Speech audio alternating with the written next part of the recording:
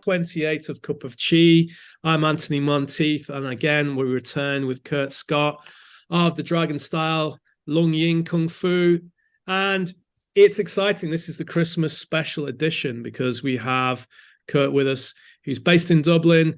We have a very exciting news on the 16th of December. There's going to be a premiere of his film, The Celtic Dragon, and it's his journey from, I suppose we could say, west to east, Kurt, rather than east to west. Do you want to tell us a little bit about what's happening?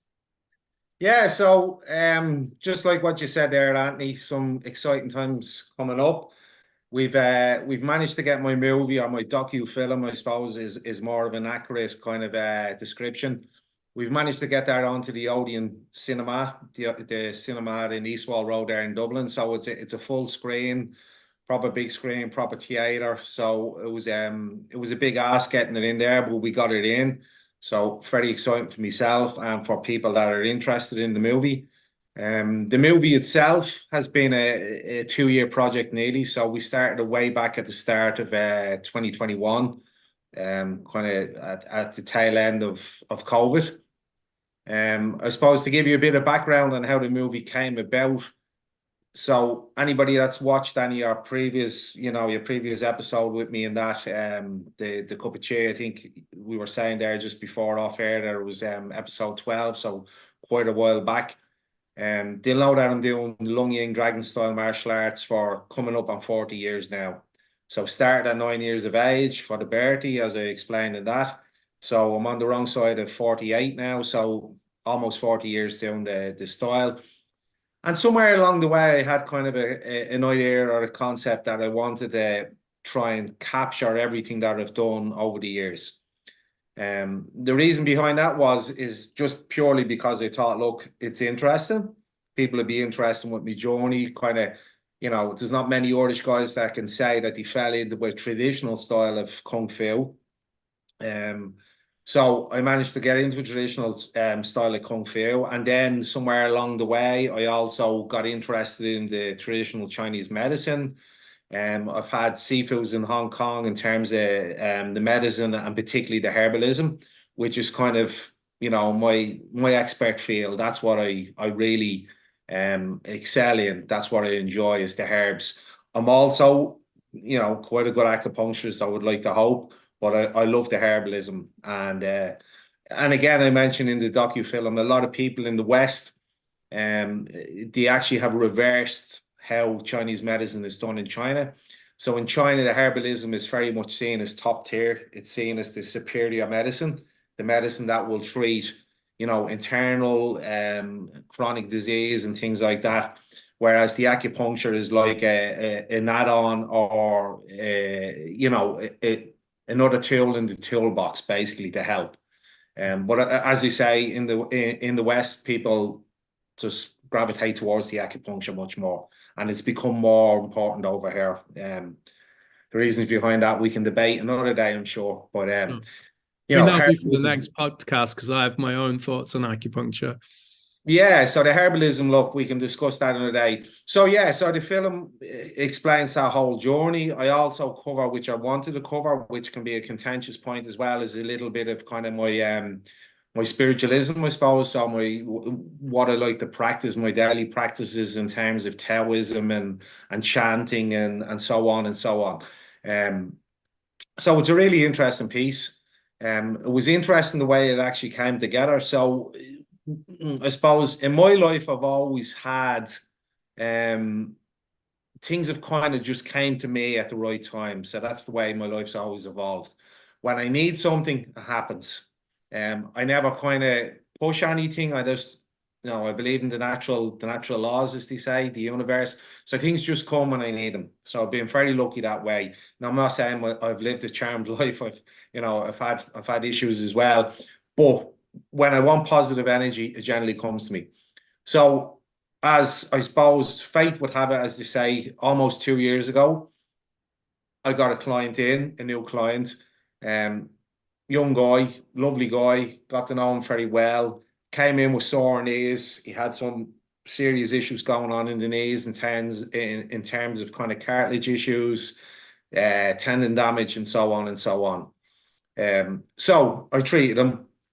I think at this stage he had been doing a lot of physio. Maybe he was, he was visiting people for over a year at this stage. So he'd been doing physio and bits and pieces and some types of other holistic therapies in terms of, I think, laser and things like that.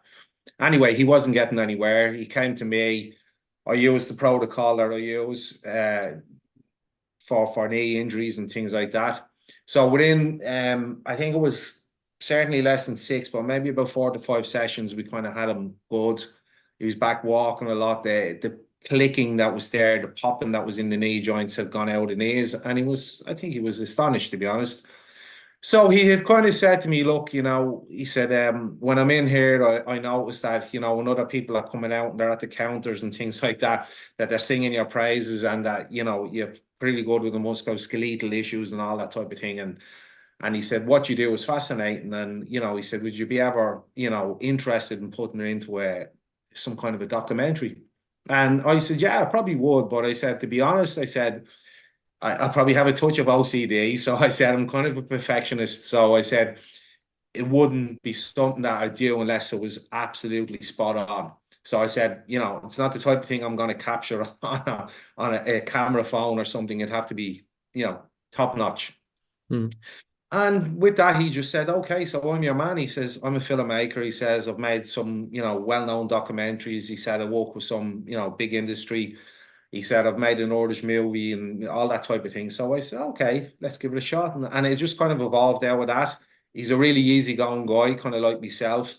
But at the same time, similar to myself, he seems to be very much a perfectionist. So he likes, a bit of OCD as well. He likes everything done right. So between the two of us, when we came together, it was fairly easy to work together.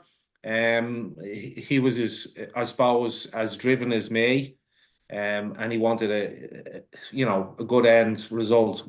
So as you say, we started back in early 2021, and we done a lot of filming. I think at one stage we might have had something upwards of 16 hours of footage, and we were kind of, I suppose, ruthless then in clawing the back or editing it. So we kind of, we butchered it back to an hour and a half. So it was a feature-length documentary, which is great. And yeah, so it's turned out very good. I'm very proud of it. I know he's proud of it. I think it holds up. I think it'll hold up anywhere.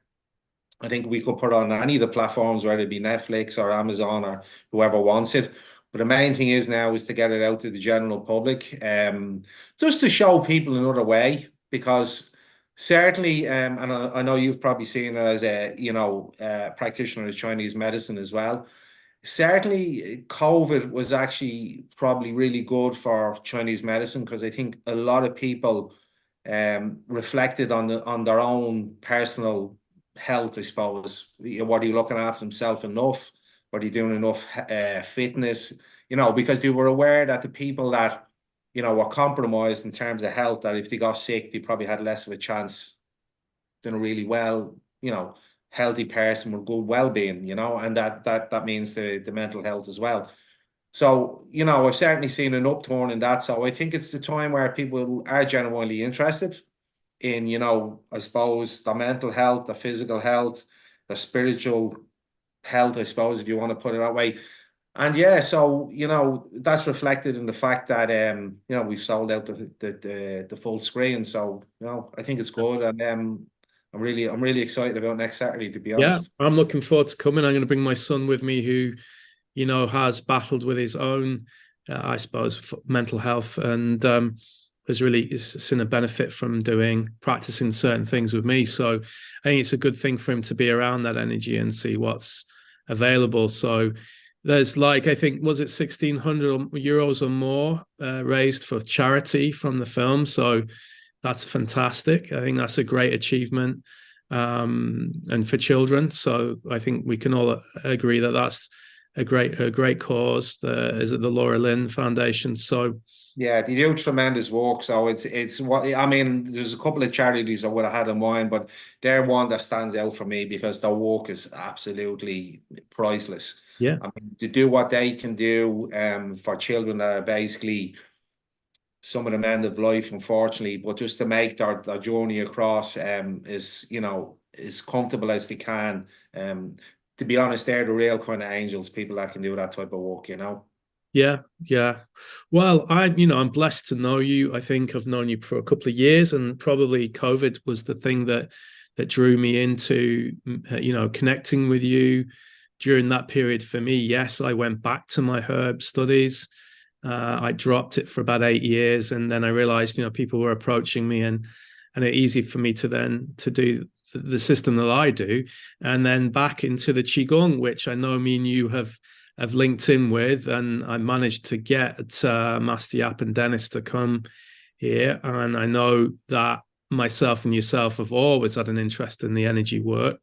So I'm hoping that next year, I know that we plan to host some of these teachers to come over, and then with our own circle of friends on both sides, on your side, mine, and colleagues, is to get to form a community of like-minded people who want to share and learn.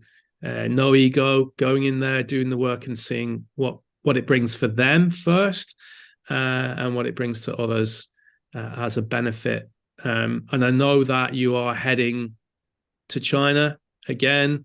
You've had a really big year, married, getting this film launched, getting your eyes sorted, ready for the traveling. It's been an amazing to watch you progress. It's been really, really, I'm very honored to be even to sit down and have a meal with you and chat to you. It's been great. And you really, I always say to any of my colleagues, if you go to Kurt's clinic, you feel like you're going home. You feel like, you're sat at home with a brother. It's not, there's no pretense. This is what it is. It's real. This is what we do. There's no showing off. And I think it's fantastic. It's a fantastic attitude to have to life in general. I know your earlier life wasn't so easy, but I think those kinds of things shape you and strengthen you, and have led you to where you're at. So yeah, I know 2024 is going to be a year of growth. I know that anyone who's watching this, who's interested in seeing the movie, need to contact you for, post-premiere screenings. And those of you who are in the distribution network, that are in my network, that are listening to this or watching it, if you could contact Kurt, we'll leave his details at the bottom of this podcast, both on YouTube and on other platforms, to contact him, because it's really important to see how somebody can take these traditional arts and run with it to the highest level. And I'm sure there's another 30, 40 years left of training to go yet, Kurt, but that's what it is, isn't it? I mean, as you say, there's very few people, especially in Ireland, that have reached that level, let alone in the UK. So what's next for 2024? Can you give us a quick, brief layout of what your early plans are? Yeah, so as you said, I mean, COVID was, I suppose, a kick in the teeth for us all. So it stopped my ability to go back and forth to China and Hong Kong, as I've been doing for years and years now. So typically I would have went, twice a year, sometimes for 3 weeks, sometimes for 2 weeks, whatever work permitted. But certainly I would cram in a lot in when I was over there. But as you say, COVID stopped all that. So thankfully now, with everything settled and back to normal, back to Hong Kong, back to China, and out to Japan actually in February. So we have a full month away, myself and my wife Amy. So we're bringing Christian, and filmmaker. And basically what we're going to do is make part 2 of the movie. I'm also bringing my top student, Clive. He's a lad from Scotland, who I teach online. So I teach quite a few people online as well. So that's another good thing, I suppose, that technology has done for all of us instructors, that we can spread a little bit wider. Yeah. And get the arts out there. So yeah, we're going back to China, and I've talked to my Qigong, who's featured in the docu-film. So we have a short interview with him, and we also have quite the treasure. We have him doing a demonstration, which was at last year's Chinese New Year in London. And I should know exactly, but I've forgotten, but it was at his 70th birthday a good few years back. So I'm going to say he's mid-70s now. And he still moves like a man that's in his mid-20s. His power, his speed, his technique is phenomenal. So even for people to see that on the screen, is going to probably blow them away, to see what you can still be able to do and what you can retain from practicing martial arts for a lifetime is fascinating. So when we go out there, he's going to line up a lot of interviews for me. So a lot of the masters are quite elderly. So the idea was to get interviews with these guys before it's too late. Because a lot of them, I say, are, you know, late 70s, 80s, 90s, even some of them are in the hundreds now at this stage. And still functioning and still training. But look, nature is nature. We don't live forever. So the idea is to capture as much the gold, the treasures as we can off them, interview them all, maybe get a few little demonstrations, go around, see some of the temples. So it's really going to be a follow-up to part one of the documentary. Yeah, so that's going to be interesting. I'm getting to Kyoto, Japan as well, which is going to be a big thing for me because it's you know, it's a beautiful old city as well, which I love. I love historical cities. I love that type of thing. I'm not really a skyscraper type of guy. I'm not into any of that. I'm not into the modern life. I love all the old buildings, all the traditions. I'm very much a traditionalist when it comes to martial arts. I'm rooted in respect and honor. I don't like any of the modern day pursuits.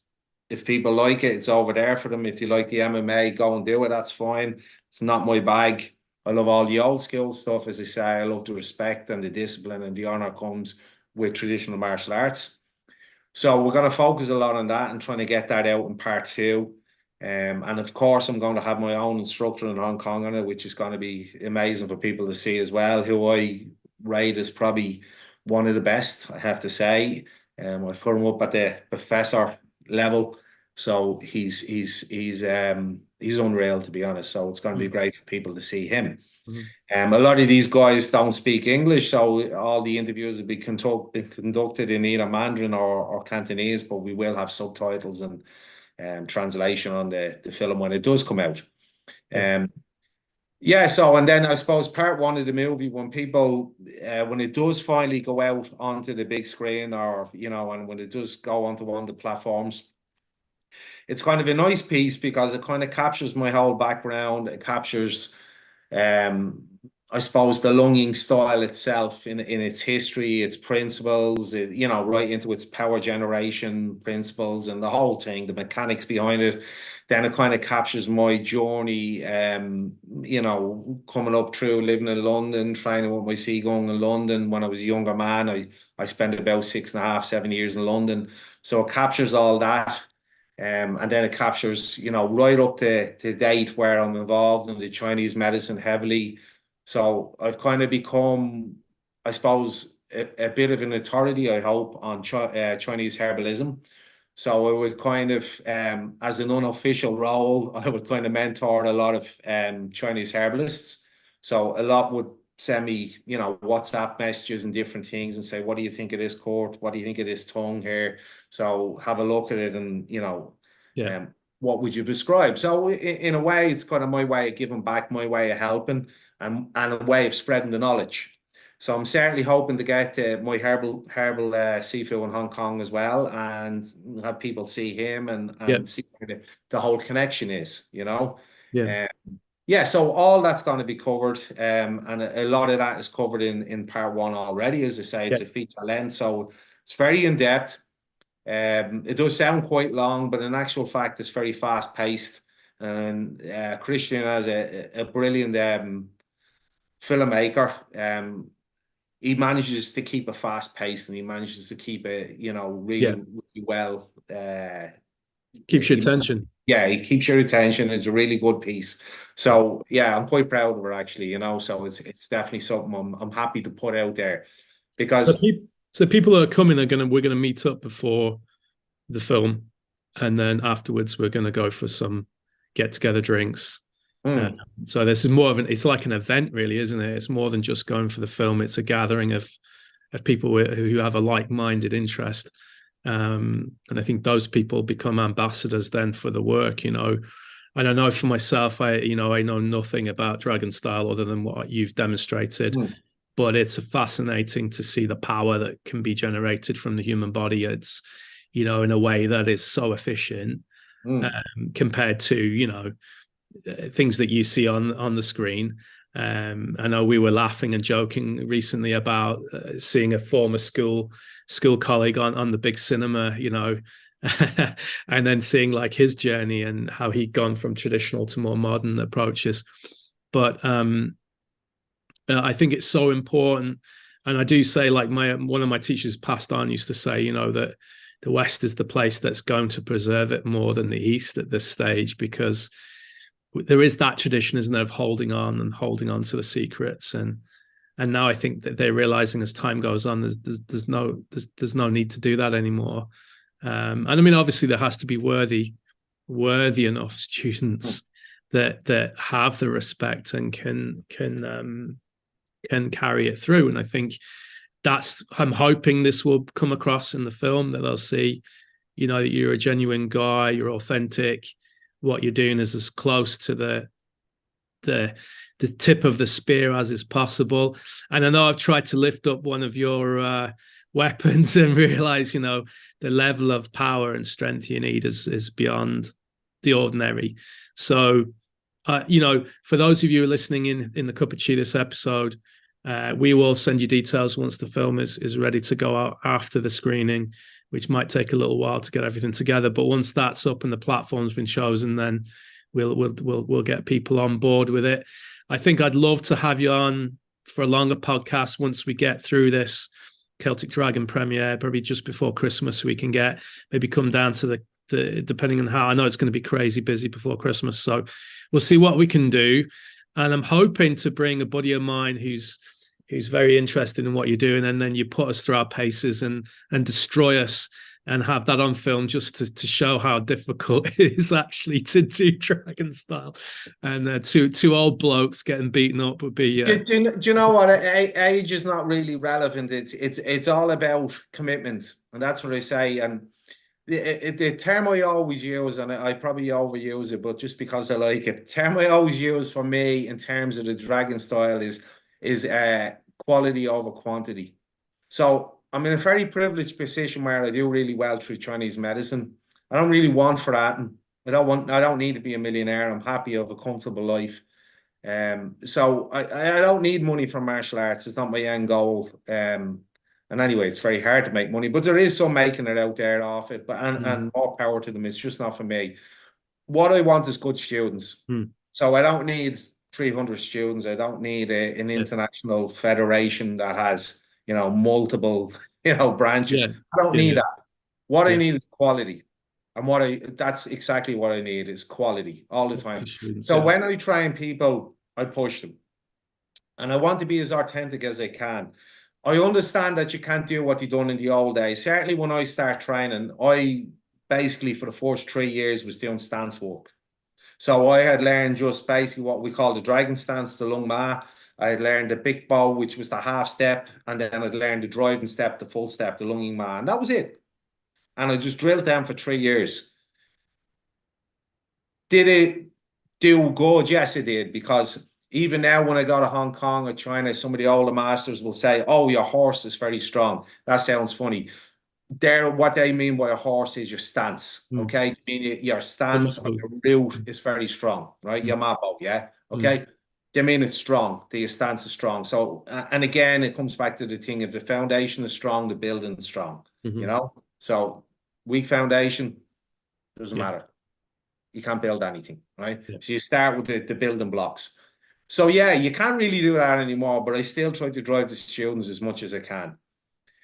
So, as I say, I'm the type of guy that I'll train somebody.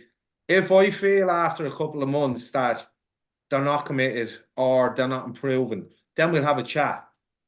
And if they're still not improving after that, then I'll just tell them, look, maybe go and find a different system, because I don't like to waste people's time or my time, right? Because I'm at an age now where I just want to give the real style, give the real thing to somebody, and let them, you know, let them flourish. That's it. Yeah. Like I have a new online student now. The latest guy I took on is an American guy, lovely guy, very strong guy, martial arts background. But I know he trains. I can see it. But still, when I showed him the dragon stance, he's already been in contact to say, wow, I done this, and thanks for that because I couldn't walk. Right? The style is difficult. It's a hard style. There's Yeah. no way of sugarcoating it. There's no way of saying, yeah, you'll just join up and within a year you'll have it. You won't. Yeah. It's a complex system. It takes a lot to learn how to generate the power. And I suppose we could talk in a bit more detail in a further episode. But if you look at society now, we're very much so in that kind of automatic culture where everybody wants everything instantly. You want it now, instantaneously. I want it. That's it. I want to be the black belt in BJJ. I want to be fighting in MMA. I want my first fight. This is the way all the kids are now. Unfortunately, that just will not marry up a match with Lung Ying, so they just won't end up doing it. It's as simple as, because there's no way, there's no shortcuts. You just can't do it. You have to put the effort in, you have to put the time in. Yeah. I mean, even in Hong Kong now, I see some of the kids, and if I'm being very honest and very frank, and I usually am because I'm a straight up guy, which I think you know by now, some of the stuff I see in Hong Kong is terrible. And in China, I mean, basically some of the older masters are holding the candle because they're still the ones that have done the training and put the shift in. And some of the younger guys, not them all, there is some very good young guys as well, which I have great respect for. But some of them are just, they're very poor. You don't understand the body mechanics. And that's not just my style. This can be Pak Mei, it can be Chow Gar, it can be many different Hakka systems where you can see they don't understand the body mechanics. They don't understand the power generation. They don't have that horse. They don't have the root. And they just don't have it. And that's basically because they've chosen to take shortcuts, or they're lazy because they'd rather be on the PlayStation, whatever the case may be. We don't know. But they just don't want to put the shift in. And I understand that people are busier nowadays and people have to work and they have to make a living. But again, you know, if you're passionate about it, you'll find time. I mean, I work long hours. My routine generally is myself and the wife, Amy, get up. We're training by 7 o'clock in the morning. We put a full hour in, sometimes an hour and 20 minutes. Then we'll get on the bike, cycle 10 kilometers to walk just for another bit of fitness. And then we do a day's walk, which is usually 12 to 13 hours. And then we cycle home and then we train in the evening. Yeah. So there will always be excuses. If you want to make excuses, you can always make them. There's always the reason why you can sit on the sofa and eat the chocolate cake. All those things are going to be there. So really in martial arts, it's about discipline. It's about having that mental strength to say, I'm not eating that chocolate cake tonight. Of course, you don't have to be a saint, but you have to betray a real martial artist, or to be a real martial artist, you have to have discipline. You have to know how to look after yourself. You should be in good health. I mean, you talk about the Qigong even. Qigong is something I've always been fascinated, always been interested in. There's Qigong within the Lung Ying, but it's certainly a hard Qigong. Okay? So for years, I've been looking for a genuine system of medical Qigong. And today, I've never found one. I've done a lot of what I like to call health Qigong, which is Qigong for personal health. So it works on developing your own kind of internal organ strength, your own energy and what have you, but you can't do much else with it. So trying to find a genuine system of medical Qigong where you can actually transmit Qi to heal others, but not only transmit Qi to heal others, but also find the faults in people's bodies. So find those cold spots where the illness lives. That's a real power. I've seen it done, but I've never been lucky enough to find a master. Thankfully this year, and maybe it's because the dragon is coming in, the dragon energy is starting to come in. I've done just that through yourself. So we've managed to find Dennis of the Hanyang Ru Yi, who for me, the minute I seen him, I knew he was genuine. Because one thing about the Qigong industry, and it can be true of Kung Fu in general, there is a lot of what you might call charlatans in it. And let's just be honest. Okay, there's no nice way to sugarcoat it either. There's a lot of people pretending or professing to be something they're not. These people I can sound out and spot within 5 minutes because of my 40-year background in martial arts.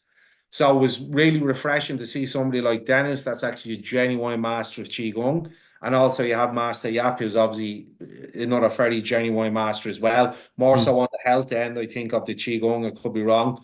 But with Dennis, he has... he's he definitely probably has moving both. that way. You can see, Yeah. he's slowly handing over the martial aspects to other people. And, Mm. he's 68, coming up for 70, working that way forward. And he's realizing there is a health aspect to the Neigong. Mm. Dennis, like yourself, worked hard, was an ordinary bloke like me and you who just always had an interest in martial arts, did a bit of this and a bit of that. And then when he found his teacher, I think his teacher's still alive, and he told me, at 80 years of age, he's still learning, and he still has a couple of masters he hasn't had a chance to train with himself, who are only a few years older than him, but he still considers them his master. So that's the level of humbleness it takes. It's he doesn't need to do it for money, right? It's not he's not in that environment. And I think, when I've worked in China, you do come across those what you call the fake gurus who need to keep money on the table, so they string you along, right? It's the same in the West, right? In some of the old yoga schools, the real old yoga masters, they don't do it for money. They do it to take on disciples. And then in the West, it's like, yeah, you need to do level 25 of yoga before you can be. And the same in some of the martial arts. I mean, I did a very commercial style of martial art. Luckily for me, my teacher was considered an absolute beast of a man, genuinely hardcore master at a very young age, at 23. But an absolute beast of a guy. And I mean, for him, it was his job, so he had to make it more commercial. But he told me wasn't a day didn't go by that he didn't wake up in the morning and think, I should have gone to the States, because he would have been a millionaire, But it wasn't for him. He stuck with his crew. He stuck with the loyalty. Trod on a few toes, of course, like all martial artists. But for me, it was too hard a style. My body was getting battered in my mid-20s. And I needed that internal system to heal me. So it's like, now I'm coming back. I'm slowly coming back. I'm 51 this month. And I'm thinking, right, I need to really lose that bit of belly, get fit again. And one of my teachers who's 60 says to me, you need both. You need to be able to be physically strong enough, and you also need to have the internals. And what you said to me with Dragon Style is, it's like that yin yang. It's constantly turning, and there's phases in the martial art where you go hard, then soft, hard, then soft. And there's phases when you're both together as a dragon. So I think that's really interesting. But you're right, you have to have, as a young person, you have to have those foundations. Even Master Yap said it, like he went through hell, and now he doesn't teach it like that, because he recognizes these modern people, they cannot commit to that level of hell. And it's like, he's also realizing sometimes it's a cultural thing, right? In China, you just grind, right? It's the culture of just grinding, getting it done, getting through. I see it a lot in Tai Chi. People just holding these stances for hours and hours and hours and hours, and really never really progressing in the martial art, but they're just doing it because their teacher did it. Whereas I'm feeling, because you've traveled and you've been able to suck in those bits of information and weave it together, so that you can say, right, if you want to fast track it, for this, there's no fast track. You have to just do that. To kind of improve this a bit quicker, you need to work on these elements. And I think that's the beauty, a little bit of the Western mindset, is we're a little bit more analytical in some ways. We want to know why it works. Whereas with the Chinese masters I trained with in the past, it's like, don't question, just do, And then you kind of figure it out yourself. This is why it works. You have to kind of play with it. Whereas if you have a slight, it's a discovery side. Whereas with us, I think we want people to be, we would like our students to do well. So we try our best to facilitate that. Whereas I think you're dealing with billions of people, and it's a case of, I mean, if someone knocked on your door and said, right, will you take me as an apprentice? I'm sure you'd be like, okay, but you're on probation for the next 12 months. I'm not saying yes until you've put them, it's a bit like being in the special forces, right? People think applying to go into the special forces, they get in, they think that they're accepted because they've been accepted. But really, that first 12 months is the real test, right? Yeah. I mean, the most important thing for the Lung Ying with the dragon style, as I say, is the foundation. Because when I even look at the masters that I've been lucky enough to train with, my Back Gong in Hong Kong, and he's training partners who will be all kind of they're called Socks, so Sock Gongs to me, and then my Gong and what have you, and my Lei Choi Gong. The resilience I see in those men in their kind of twilight years, if you like, is unbelievable. You can see that what they've done in the past, in their youth, has stood to them. It literally has strengthened their constitution. I mean, if you look at it from a Chinese medicine perspective and you think about Jing and all that type of stuff, that's what they've done. They've strengthened the body. The constitution is so strong. The guys never get sick. Even simple things for old guys, and they are old guys, you wouldn't like to admit it. You'd probably beat me up for saying that, right? But they don't get sick. I never hear of them sick. I don't see them cold. Even when I meet them and it's cold evening, they're in t-shirts. They have this abundance of energy and just, natural power and resilience. That's what they've got out of the martial art, which is, for me, is fabulous. You just, you can't get that without the effort. You can't attain it without the journey. And that's what I try to get across in the movie. Because let's take something else, just because I don't want to beat up on all the modern pursuits, right? Oh, but sure. if you take even, say, the Muay Thai kickboxing, Yeah. I really like it. I really like Muay Thai kickboxing. Yeah. It's a really good art, right? It's tough, it's hard, it's great to watch, but the longevity in it is not there. Most of the guys, by the time they're like 35 to 40 years of age, the body is broken, battered, the joint smashed up, some of the internal organs are damaged. Okay, kidney and liver doesn't function as well as it should. Yeah. You look at Kung Fu, it's the opposite of that. You can do it till you're 100, and you can do it proper if you know how to do it.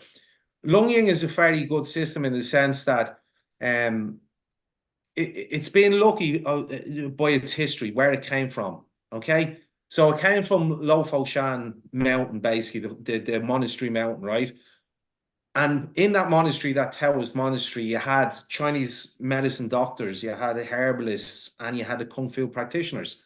And he mixed the whole thing together. So when it did eventually come out to the public, Lam Yu Kuai, who was the Zhou, the founder of the style, the modern art outside of the temple, or the first layperson to learn it, he was a herbalist. He was a bone setter. He was a Chinese medicine doctor. He was an expert in what we call the Da, which is the kind of the fallen hit wines and the poultices and all that, lotions and balms and what have you.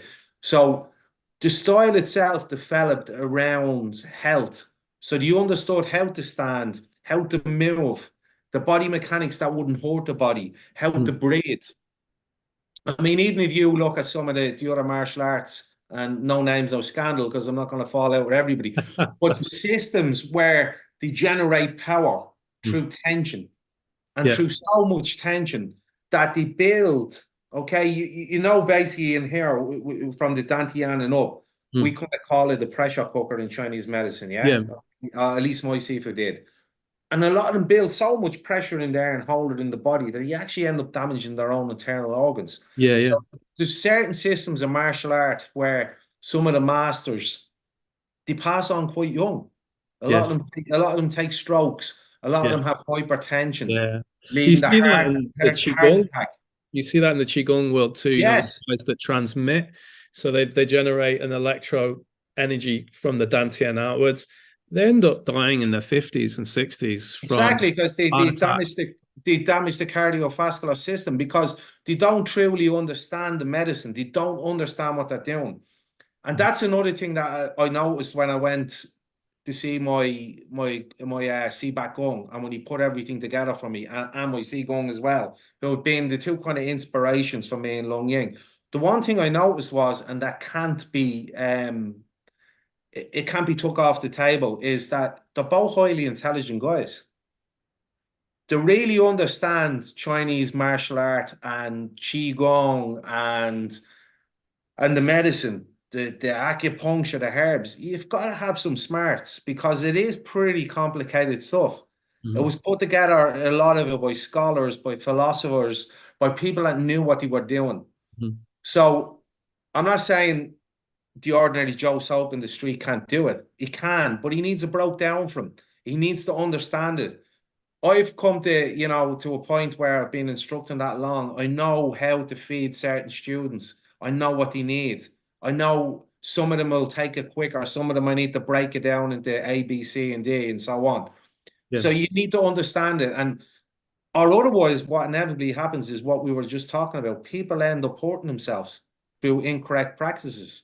When I see guys my age and they go, look, I've no cartilage left in the knees and I've 5 discs gone in the back and they put rubber in there and they've done this shoulder and I'm getting steroid injections, then I have to say to them, you need to sit down and reflect. You need to ask yourself what art you were doing and how you're practicing. Because if you're broke up, you're doing wrong. I mean, I've been in villages in Hong Kong where I've seen guys, and this sounds comical, but I've seen guys with bow legs. Now, some might say it's rickets, but to me, it's a lot of bad martial arts practices as well. Because the minute I start training with my Sifu Gong, even, I notice how smooth he flows. And then I've seen some other Kung Fu masters where they try to put holes in the ground. So what I like to call it is WWE demonstration. It's like wrestling. They hit the ground and then they punch. So it gives an impression of power, but what it does is long term, it smash the hips, smash the ankles, smash the knees. Now it's good for me because they have to come to me then. But all joking aside, realistically, that's my lifelong mission, and that's why I'm putting these documentaries out, is to show people that they need to train, but also how to train, how to heal themselves in every way possible. Because just like we spoke there, and even you mentioned your son, who's a beautiful kid, I met him, a lovely kid. In the West, what they tend to do is stigmatize and separate. So they talk about mental health, which is a term I don't like. I'll use it because when you use it with your clients, you understand what you're talking about. But we like to call it the Shen or the Shen faculty or, whatever. We don't separate. In Chinese medicine, we shouldn't separate mind, body, and spirit. We really shouldn't. And I know that's overplayed as well, that you have to have all as one and blah, blah, blah. But realistically, it is all one. Because where the mind is not right, the body won't be right. There's always imbalance. And once everything's out of kilter, it's all out. That's basically how it works. One goes, everything goes. So what we need to do as a community, when we teach Qigong, when we teach Kung Fu, is show people right from the offset, not only how to do the martial art, but how to do the health, how to look after themselves mentally. Like we talk about even in the documentary, I give a very small window into my spiritual practices, which I would like to go into more. So I had been hesitant when I was younger because of, how would I put it? There can be certain, accusations and people can mix things up. So I've always been careful to say that I wouldn't try to change anybody's religion because some people are very religious and that's okay. Yep. But if you look at the term religion, what does it mean to you, Anthony, right? To me, what it means is the worship of a god, or it's worship through a set of man-made values or principles that conform to one or other school of thought. That's what it is, yeah? Would you say that's it? I think that's very accurate. I always think it's almost like a set of rules that have been created to control humanity through the worship of some sort of divine deity that you have really no access to. That's how I see it. I'm fortunate. My parents let me choose my religion. They never baptized me or confirmed me, and actually, I had that choice at 18, and I chose no religion. And I love religion, and I love studying it, and I love learning about different religions. And I have friends that are Sikh, that are Hindu, that are Taoists that are Mormons. You know, I have friends in all different religious aspects, but for me, I'm spiritual. And it's not a religion. It's just I have very strong spiritual nature. I always have. I'm born into it.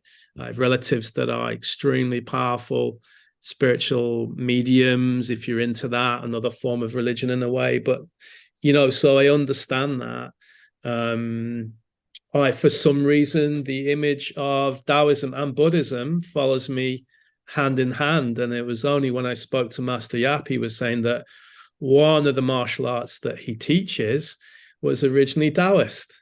The Taoist priest had to leave the Taoist temple, priestess, because it was being attacked. She took shelter in the Buddhist Shaolin, which at that time wasn't this martial school, was a proper university of healing and meditation and spiritual practice. And she brought with it her flavor of martial arts, which later then turned into something else later on. But I do think that, do I have a spiritual practice? And I do, but I think what's happened a little bit from what I've studied of Taoism is become a little bit like religious. You know, there's a few people who've tried to put a religious tint on it or slant on it. But actually, if we look at Irish people, if we remove the religious aspect, they were extremely spiritual race of people. They're very connected to the land. They lived on the land, in the land, buried themselves in the land. And so I think that's why I think sometimes as acupuncturists, we do quite well. You know, as herbalists, we do quite well. Well, the original Irish, the Celtic and the Druid, the whole Druid background was very, you know, some would say it was pagan, but it was very spiritual. Of course. But and I mean, just like you, a lot of my students are from every walk of life. In actual fact, one of my top students is Muslim. He's a great lad. Religion doesn't bother me. Whatever religion you want to be, to me, it's all about being a good person. When you grind it all back down, and I mean, people mightn't understand it till they get to a certain level in life, but really what it's all about is love. That's what it's all about. Once you can actually love people, you've achieved everything. That's what it's all about. And that's as simple as I can put it. Now, we can go into much more detail about that if people want in the next episodes, but I was born a Catholic. I brought up in the Catholic faith. I never had any interest, and I'm going to be perfectly honest, because I was very analytical since I was a small boy. I like to think of a good brain in terms of I certainly take things in very quickly. I analyze things, and I like to, you know, be analytical, as I say. So I make sense of things for myself, and it never made sense to me. So I converted to Taoism quite a long time ago now. Is Taoism a religion? Yes, it is. Does it need to be? No, it doesn't. You can certainly practice Taoism principles, as you say, through spirituality. So again, if you look at what we were just talking about, which was kind of, you know, giving a rough definition of religion, if you give a rough definition of spirituality, well, what is that? Yeah. So it's being at one. It's Taoism. It's being still at one yeah. with nature, okay? Or being at one with the universe, as they say in all the martial arts movies, right? But it's being at one with nature, trying to do no harm, trying to help everybody out, trying to be a loving person. That's what it is. That's what spiritual means. Being content with yourself. Spirituality starts with loving yourself.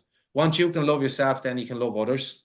Some of the basic Taoist chants that I do, they're all around vibration.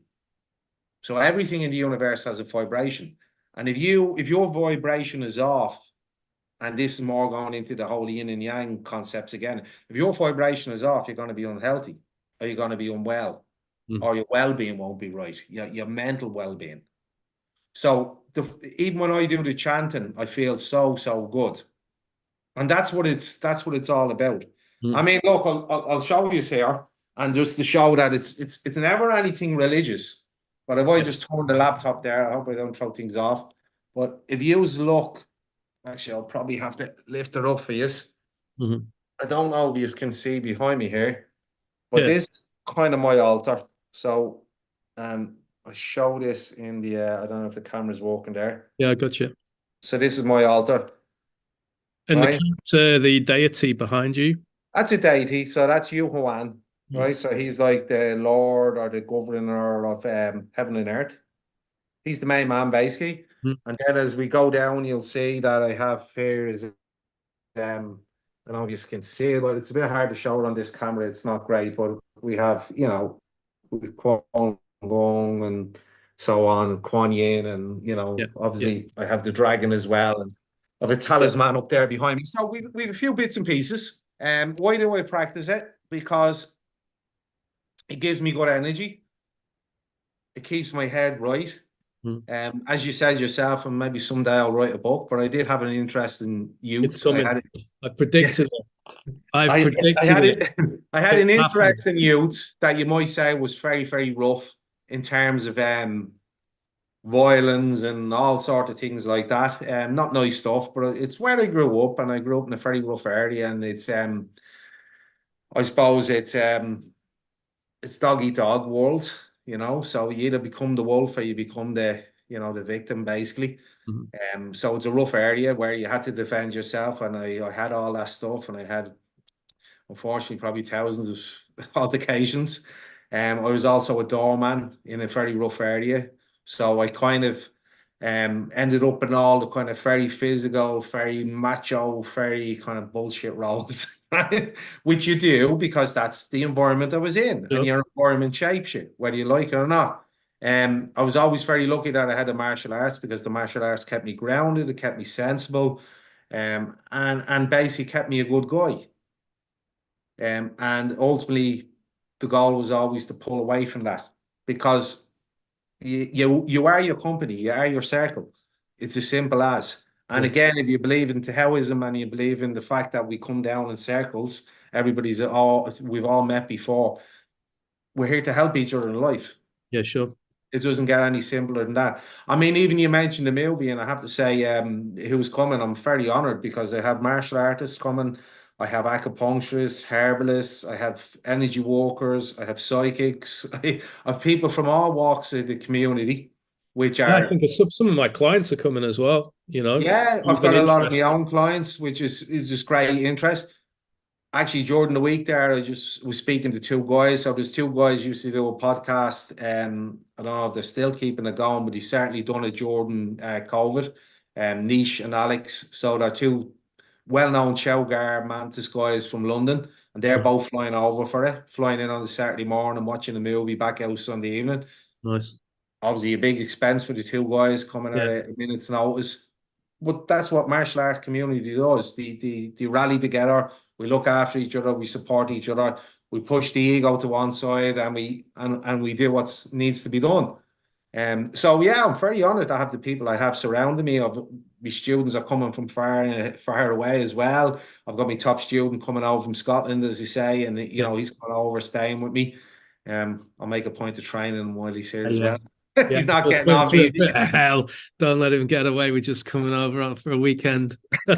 He usually says on the journey home he loves the plane because he sleeps on it, and he says he can't walk getting off. He has to be helped off. But yeah, so look, the martial arts community is great, and so is the Chinese medicine community. Of course, you're always going to get naysayers. You're always going to get politics.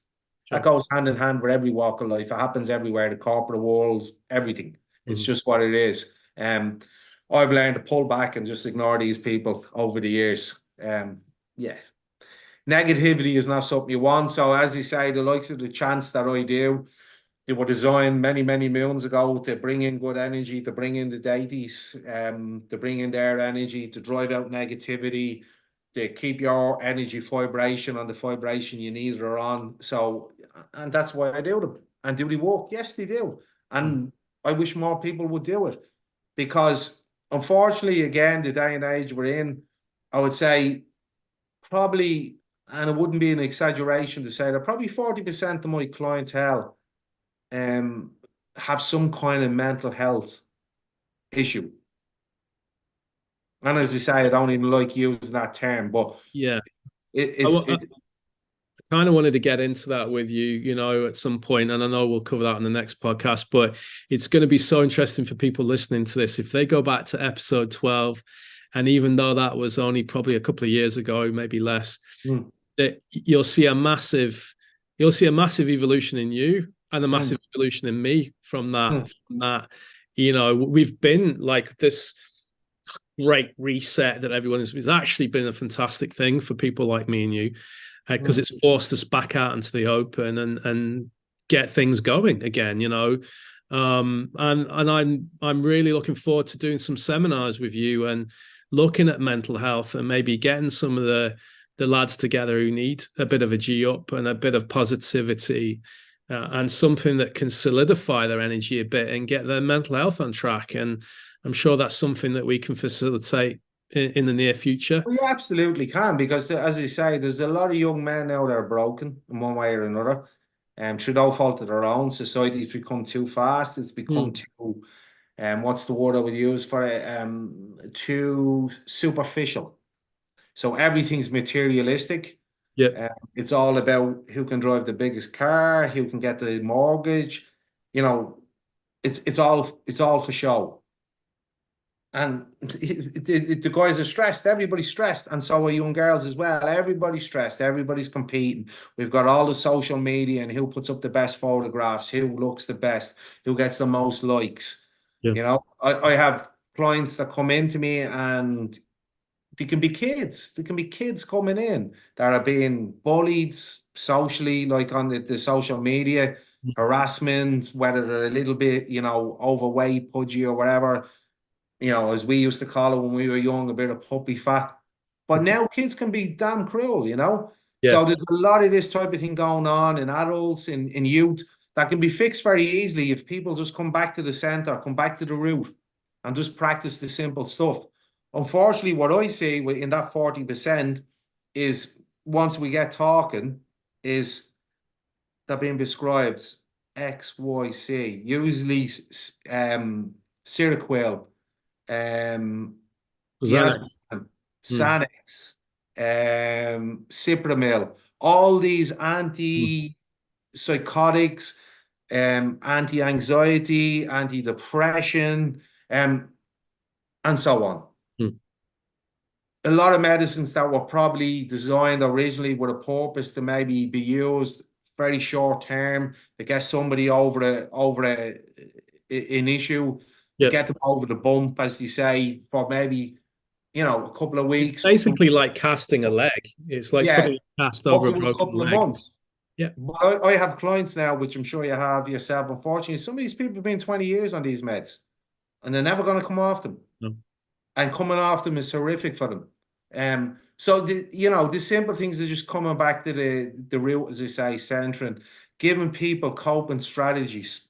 Mm. Simple things like the meditation, the chanting, the qigong, Yeah. um, other Breath other awareness, right? Sitting, being able to just sit with yourself. being still, Yeah. being present, Being in that's nature.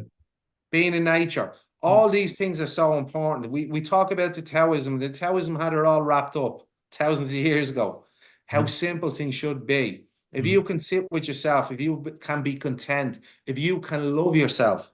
Mm. Modern techniques used in like psychotherapy, such as a havening, you've probably heard of it. Yes. It's all about the touch and the feel. It's coming back to loving yourself, and Mm. that's what it's about. Not being too hard on yourself, not being discontent with your own life, living the best life you can. It's also simple. Mhm. Now I can hear myself getting passionate, Yeah, because I know.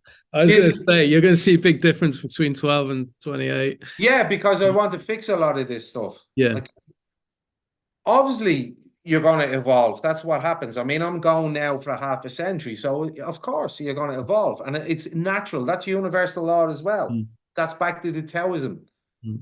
When you're younger, you've all that yang energy, and you just want to go. You want to fly around all the time. You just want to do. As you get a bit older, you get more reflective. The yin comes in, and you want to heal. That's what Mhm. you want to do. It's like, I can see now how the masters look at guys that were me when I was 20. So they see them going, hey, hey, hey, hey, hey, with the kung fu and flying Yeah. around the place, and they just sick, and they don't come in because they know that's what they have to do. That's their journey. That's where they're at. They're at that young stage where you just need to let them. They're like a young horse. They need to run. So Sure. just let them do it. But then at their age, it's time to reflect. It's time to heal the body. It's time to look after the body. But the mental health is the critical one or the crucial one that I really want to focus on. Right. Because when the mental health breaks down, the body breaks down in general. The physical goes, the spiritual goes. Mhm. The spirituality is kind of lacking now in society. Of course, Well, it's lacking. between you and me, and like I don't readily share this, but I'm at a point where I don't really give an F what people think. Mm, We're in a spiritual war right now for our mm. children, for the future. There's people wanting to, and it sounds very conspiratorial, but you know what I'm trying to say? There's this real battle for the human psyche, I feel a little bit. Well, as I said, Anthony, already on a very simple level, the world has become too superficial, too Mm. materialistic. And Mm. that's what it comes down to. That everything is driven by fakeness. Everything is basically you need this, you need that. You don't need anything. All you need is contentment. Mhm. You don't need to be a millionaire. You don't need to have a bigger car than your neighbor. You don't need to drive the latest X5 BMW. You don't need any of this stuff. Mhm. Nice to have, but you don't need it. Yeah. You absolutely don't need it. People need to step back, reflect, and look after themselves. It's about the health. That's what it's about. It's about the health. It's about the journey through life. As true as us two are talking here, in Mm. 40 years' time, we'll probably be a pile of dust. You get so many years. That's what you get. You get so many years to do something productive, something good with it. Even if you're not a religious person, even if you're not a spiritual person, right? You have to have meaning. You have to have meaning. I That's what think life is so. I about. mean, like a couple of months ago, I was speaking to my wife and I said to her, look, I felt like this year, maybe the year before, I kind of eased off the gas for myself, Hmm. and like anyone that knows me knows that I don't ease off the gas. But for me, I felt like I had. It's like, I'm 50 now. Maybe I should just like ease off the gas a bit. And then about 2 months ago, I mean, you were having a conversation. It's like, no, fuck it.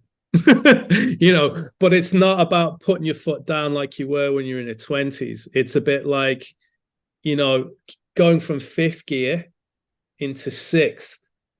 So you're still doing the same speed, but you're doing it more efficiently and you're relaxed and you're less tense and you're not holding onto the wheel and you're in cruise control.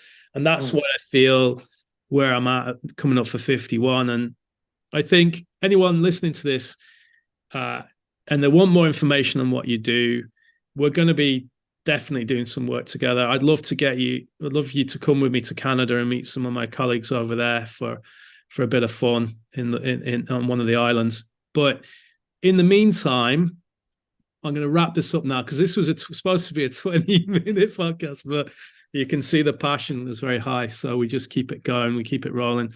Is there any parting message before we wrap up that you want to share before we go? Well, obviously, we'll be leaving details below, links, and all that. And I mean, it's sold out, so I'm sorry, guys. That's it, sold out. But is there anything you want to share with the audience, those people listening and watching?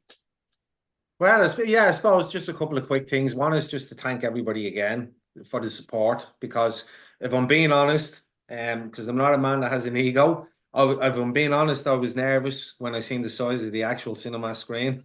Hmm. So I thank people for the support and being able to sell it out. That there's interest out there, which is brilliant. I'm flattered.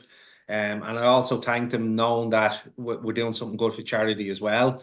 We'll be signing a nice check after Christmas. And yeah, just thank people for the support. Give everybody that a voice or that kind of drive that we've been trying to give, and say, look, get yourself up, get in gear. You don't have to, as you say, you don't have to go 100 million miles an hour. All you Hmm. need to do is train. I'm almost 50. I still move really quickly, but the way I put it is I've started since I was a kid. So it's kind of, I suppose the analogy I would use is it's like when you leave a diesel car sitting up, and then you start her up on the filter, the diesel filter, and it has trouble and the lights come up on the dash, and then you need to take it for a really good run across the motorway or whatever, and you clear her out. My diesel filter's constantly clean because I've been doing it since I'm a kid. But if your diesel filter's blocked, yeah, it's not a big deal. You just need to get that clear.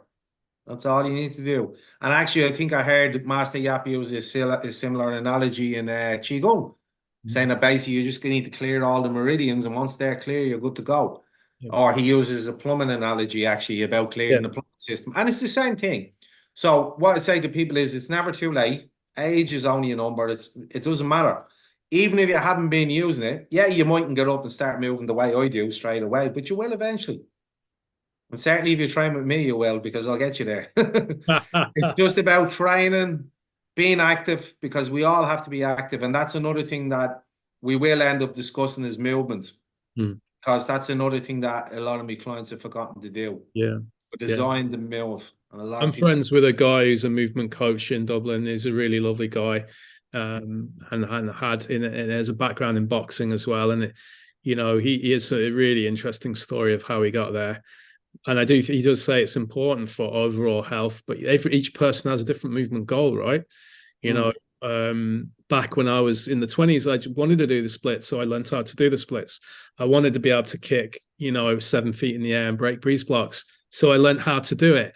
And now you ask me to do that now, it'll be like a comedy show. But there's some people that I know they're in the 60s can still do those things. It's just but it's muscle memory.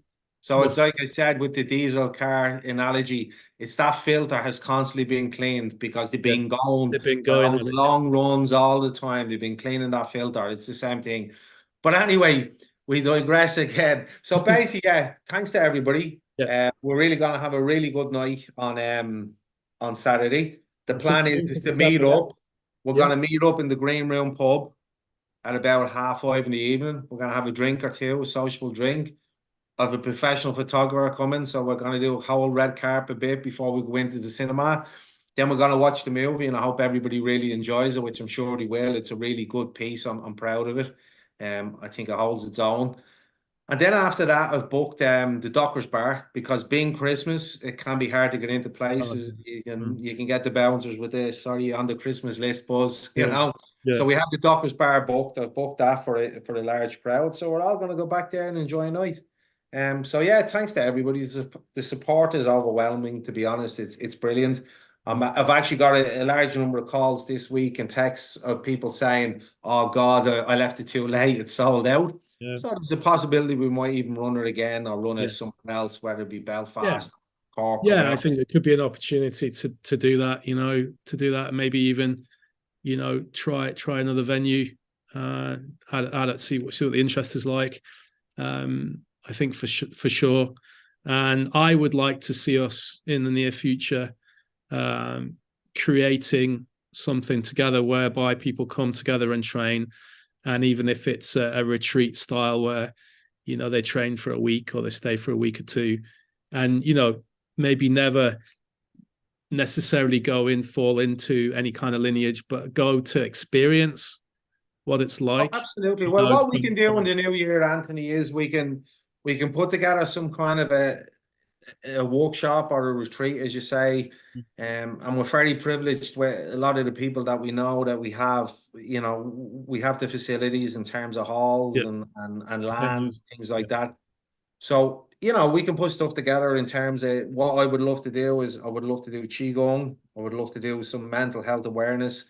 I would love to do some treatments in terms of the acupuncture, the herbs, the mushrooms, and all that type of stuff. Bits of the Lung Ying. We can even do bits of self-defense and confidence building type movements, and just holding yourself right in terms of that. We can do all that. I'm also a keen archer, so we can do some archery if people want, and things like that. Throwing axes, going back to nature. Exactly. We can do all that type of stuff.